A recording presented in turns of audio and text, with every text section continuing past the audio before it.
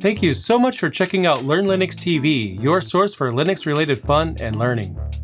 I just love making this content for you guys, but making such content isn't cheap. If you enjoy my content, please consider supporting me by becoming a patron. As a patron, you'll enjoy ad-free versions of every video that I upload, and also, at specific tiers, you'll also enjoy early access to select videos before the rest of the world. But even if you're not able to support me by becoming a patron, no problem. There's other ways to help. You can simply click the like button on the videos that you enjoy. That would help out. In addition to that, word of mouth helps as well.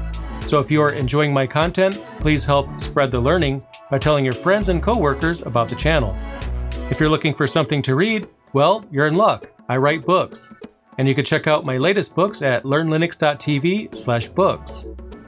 Are you looking for help for your Linux server related projects? Or are you a business that has a Linux related project that you're working on and you need another set of hands? Well, you're in luck. Go to learnlinux.tv/request-assistance. There you can check out my schedule and consider hiring me to help you out. With all of that out of the way, let's go ahead and get started with today's video.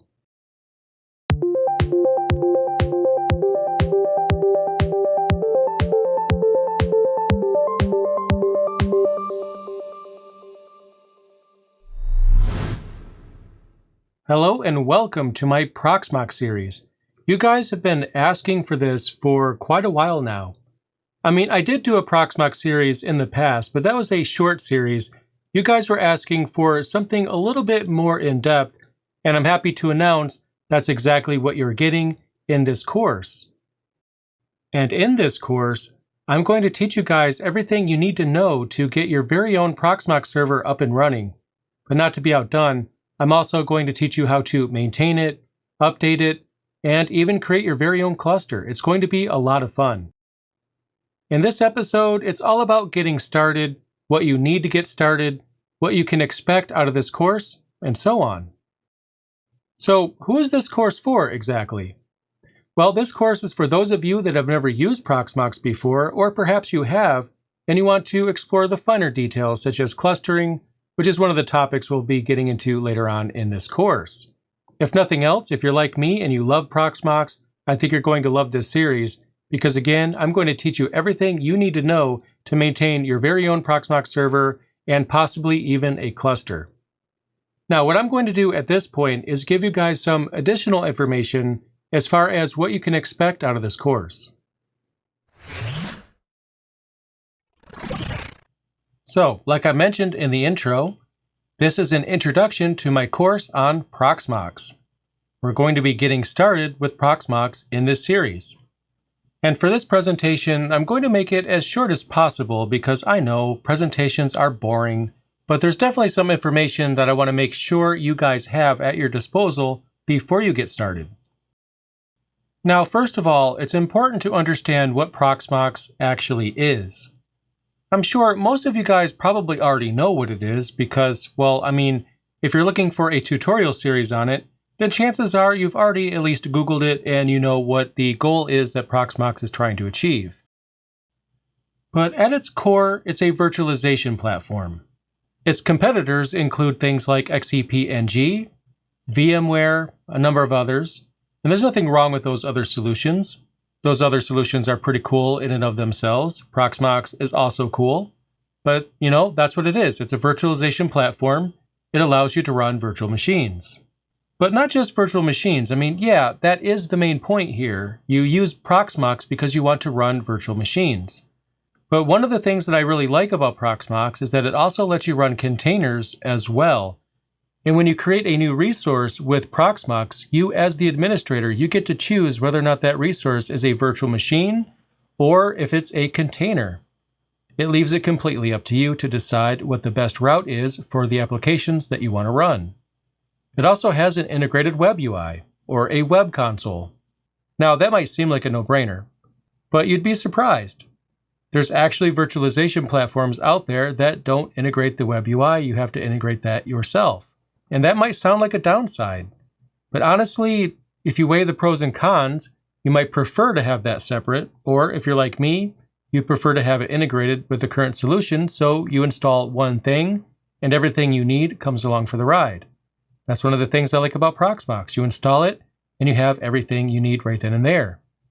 In addition to that, the Proxmox UI allows you to manage storage, so you can mount storage volumes, you can install updates, and there's plenty more that's built right into the web UI.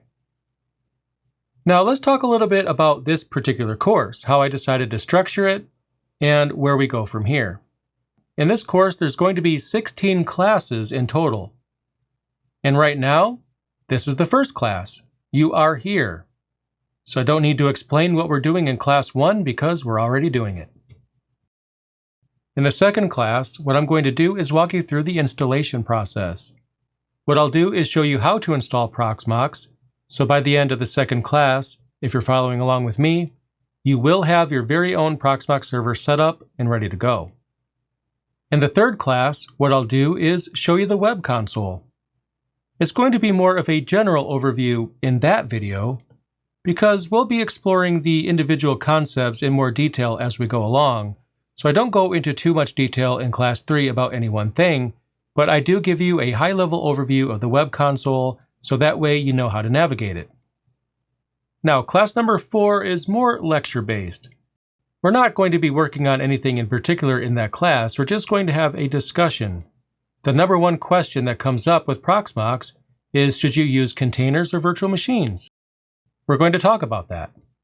By the end of that video, you'll have a better understanding about what the pros and cons are of virtual machines when you compare them against containers. For class number 5, we're going to dive right into virtual machines. Specifically, I'm going to show you the process of launching virtual machines within Proxmox.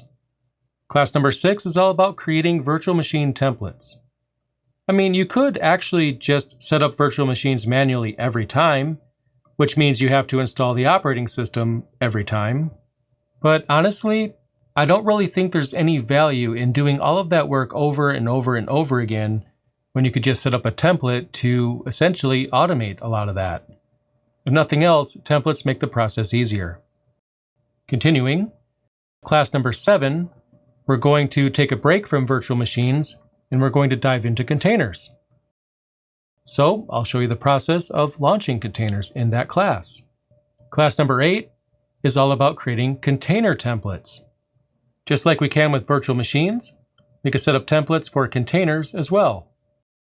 Class number 9 is all about managing users. By default, you get the root user with Proxmox, but if you are using Proxmox in an organization, then you'll probably not want to use the root account any more than you have to. It's a better idea to create additional users, and you can set up each user to be able to do different things.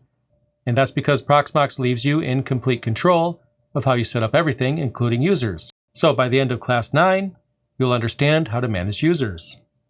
In class number 10, we're going to explore backups and snapshots. I think that's fairly self-explanatory, but in that class, you'll learn what a backup is compared to a snapshot, and when you should use one versus the other. In class number 11, we're going to explore the integrated firewall. Firewalls are great. Now, you don't have to use the firewall in Proxmox. If you have your own firewall in your network, for example, pfSense, you can just use that. But if you don't have something like that, or if you want to benefit from an additional firewall, then the firewall within Proxmox is pretty good. So in that video, I'll show you how to enable that firewall, and I'll show you how to create your very own rules. In class number 12, we're going to explore the command line interface. I mean, yeah, Proxmox has a pretty cool web console, but what if that isn't working? Or maybe you're like me and you just like the command line. Proxmox allows you to manage your containers and your virtual machines via the command line, and that's exactly what we're going to go over in class number 12. In class number 13, we're going to explore networking. Generally speaking, it's a good idea to have a separate network for your virtual machines when compared to your management network. By default, when you set up Proxmox, you only have one network. So in that video, what we're going to do is explore separating that, which is a best practice. Again, you don't have to do that. And honestly, you don't have to follow along with anything in this series if you don't want to, or if you don't have the hardware to enable you to follow along. But it's definitely something that you'll want to understand, and you will understand that by the end of that class. In class number 14, we're going to explore shared storage.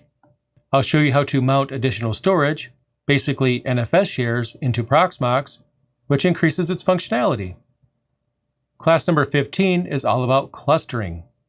Before class 15, we're basically using one server every single time, but in class 15, that's where things get especially interesting and we work with multiple servers. It's going to be a lot of fun. And I know that because I've already recorded it. The final class, class number 16, is all about high availability. You could probably argue that I could have included high availability within class 15, but I figured it would be more fun to put it in its own video, which is exactly what I did. In that video, what I'll do is show you how to enable high availability, after of course I tell you what's required in order to enable that, and then I'll just disconnect the network to a host and you can see the virtual machine actually start on another server. Okay, well, all of that's exciting and all, but what do you actually need in order to get started? I mean, do you need to go out and just buy a really expensive server with a ton of RAM and CPUs? Well, I mean, that would be awesome if you have the money to do that. If you have the extra money to do that, why not? Have fun. But you don't have to. And that leads me to the first bullet point here as far as what you need. You need a server. You need something to install Proxmox onto. It's not a good idea to install Proxmox inside of a virtual machine. You probably could do that, and it might work, but I don't recommend that. You'll definitely want to install Proxmox on a piece of actual hardware. But again, you don't have to buy expensive hardware in order to run Proxmox. You could buy a cheap server from eBay, for example, if you want to. Perhaps you have an extra desktop that's in the closet and you're not using it for anything. If that's the case, why not turn it into a server? Another thing you could do is run Proxmox on laptops. I know that sounds weird, right? But I did actually do a couple of videos on that subject where I set up Proxmox on laptops. That was really fun. The thing is, as weird as that might sound, a laptop includes a battery, a keyboard, a mouse, and a display. So it's almost like having a server with a built-in KVM all in one.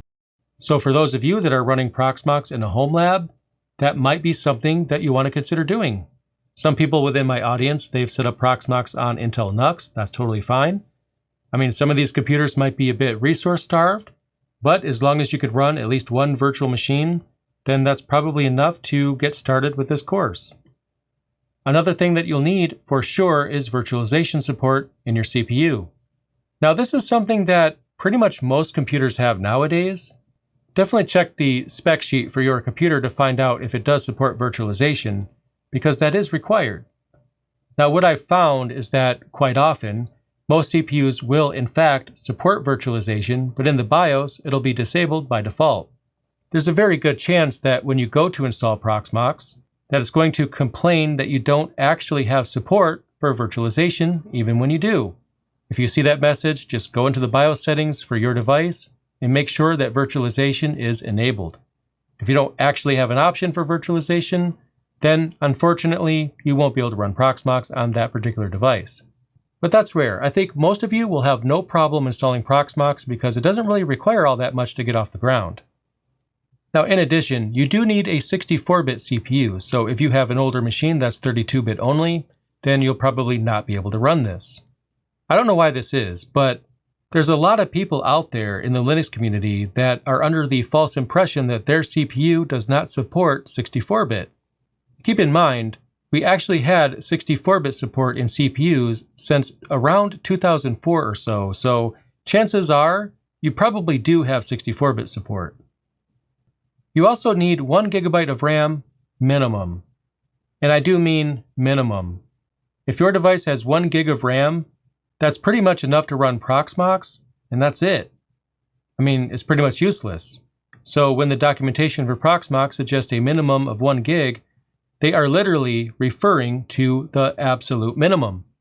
Now, I would say it's better to set the minimum to 2 gigs of RAM, and I would be even more comfortable if it was 4, because when you hit 4 gigs of RAM, you have a gig of RAM for the operating system itself, for Proxmox itself, and you also have a couple gigs available for a VM or two. Maybe you can squeeze 2 VMs out of that, but containers use fewer resources, so with 4 gigs of RAM, I think you could do pretty well. If you have more than that, even better. Next, you need the fastest storage that you have access to. So if you are building a brand new system for Proxmox, or if you just have a bunch of junk parts in your drawer and you want to assemble them and create a server out of them, just make sure that you choose the fastest hard drive that you have access to, because the faster the hard disk, the faster Proxmox is going to respond. So if you have an extra SSD lying around, you might want to consider using that. And finally, this probably goes without saying, but you need a network card. You access Proxmox over the network, so you absolutely need a network card. I mean, sure, you can run Proxmox on a machine with no network connection, but you won't be able to do anything with it, so you may as well consider a network card as being a hard requirement. Okay, what does Proxmox actually cost? Well, nothing. You can download it right now, no problem. You will not be billed for the download, and there's no license that you'll need to purchase in order to use it. Now, you can purchase support if you'd like to, but you don't have to. There is an error message that will appear a number of times while you use Proxmox complaining that you don't have a license, and you can safely ignore that message. You're not going to actually lose functionality by not paying for it. Just keep in mind that Proxmox is a project that requires a lot of time and attention to develop, so if you are able to purchase support, then that actually helps the project. So if you have the extra money, I highly recommend that you give that a consideration. And supporting Proxmox gives you access to the enterprise repository at least. And the reason why I say at least is because at the minimum tier, the lowest tier, the cheapest tier, that's what you get. You get access to the enterprise repository, which includes more enterprise quality packages. That increases stability. So it's definitely a good thing to benefit from. As you go up in the tiers, you actually benefit from support from Proxmox. So if you are planning on using this in production, for example, at a company, you probably do want support. That way, you'll have a means to reach out and ask for help if something goes wrong. But what if you need help and you don't actually have a support agreement? One way you can get help is by visiting the forums for this YouTube channel at community.learnlinux.tv.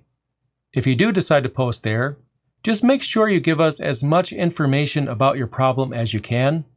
The more information that you give us, the more empowered we will be to assist you. Every now and then, somebody might show up and say, it doesn't work. If that's all you say, then there's really not a whole lot we can do there. If nothing else, just give us as much detail as you have.